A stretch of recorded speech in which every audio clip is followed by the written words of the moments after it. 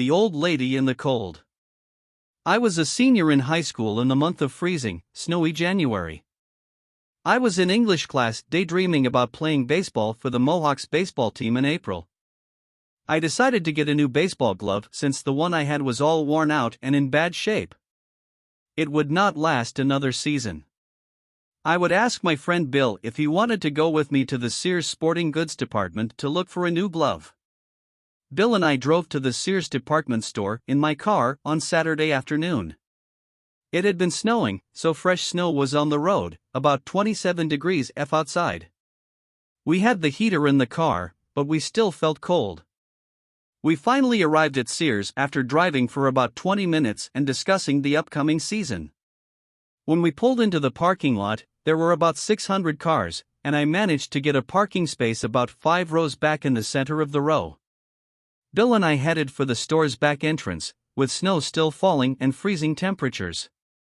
Entering the worn store, the sporting goods department was on the basement floor, so we took the escalator down to the basement.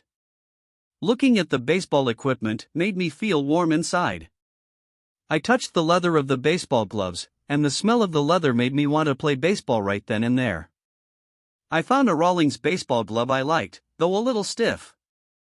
I had plenty of time to break it in before the season started. I headed to the cashier to pay for the glove and head home. It was even colder outside when we left the store and walked to the car. As we walked, I could see someone standing behind my car. Getting closer, I could tell it was an older adult woman, maybe in her 70s. When I arrived at the car, she asked, "Can you give me a ride home?" Looking at her face, she reminded me of Mother Teresa, or Mama Coco, all wrinkly, watery eyes, her body trembling. She was wearing a long gray tweed overcoat with a dark gray babushka on her head and black snow boots. Her sincerity touched me. She was a stranger, but the first thought that went through my mind was that she could have been my mother in need of help. Bill and I looked at each other in a way that we weren't sure what to do. It was getting colder, and I couldn't leave her in the cold. So, I said yes and let her in the car's back seat and quickly turned on the heater so she could warm up. I asked her, "Where do you live?" and she said, "Not far." She explained that exiting the driveway of the parking lot to make a left turn and go to the streetlight and turn right. Once you have made a right turn, drive down until the second street and turn right again. I followed her instructions onto that second street, and there were only a few houses on that street and nearby roads due to a freeway scheduled to come in that area. As I slowly drove down the street and the car nicely warmed up, I asked, "Where is your house?" since it was primarily snow-filled fields with a few scattered homes. She replied, "You could pull over here," but there was no house. I told her, "It's okay. I will take you to your home, and it's freezing outside."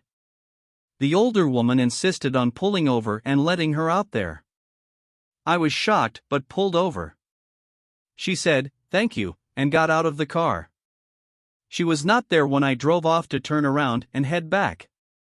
I looked. In not even 3 minutes, she disappeared. The snow was not high on the ground. I would see her on the ground if she had fallen, but nothing. Bill and I looked at each other in amazement. The lady was so old that she couldn't run or walk fast, so where did she go? The houses were too far apart to reach quickly. As I was driving, I thought, was this a test from God? Was that an angel sent by God testing my spirit? I am so glad that I helped the old lady, whether she was a human or an angel. To this day, I can still see her face clearly in my mind and wonder where she went, possibly back to heaven.